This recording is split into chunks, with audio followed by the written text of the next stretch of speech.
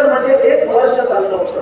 1 वर्षाच्या आधीपासून नियोजन हे सटीक नियोजन होतं. कसं होतं त्याचा आपण पाहू.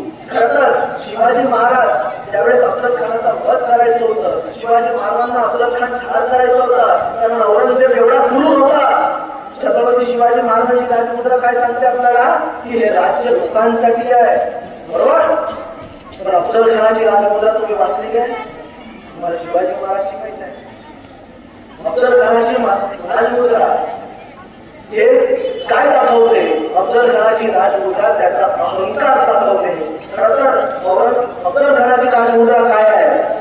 अजहर गुनहर सिपह अल्लाह, अजहर गुनहर सिपह अल्लाह, फजल गुजला व फजल अफजल, फजल गुजला व फजल अफजल, अजहर फुल की बजाय तस्बीह, आवाज आले अफजल अफजल अफजल.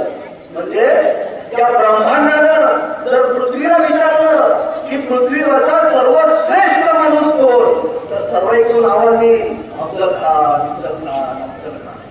म्हणजे एवढी दूर आणि एवढी गर्विष्ठ त्याची राजमुद्रा आहे. म्हणून तो कधीच विजय होऊ शकला नाही. जो स्वतःसाठी जगतो, तो जिथल्या तिथंच राहतो, तो इतरांसाठी जगतो, आयुष्यामध्ये मोठा झाल्याशिवाय राहत नाही. हे सगळ्यात महत्वाची गोष्ट आहे, सगळ्यात महत्वाची.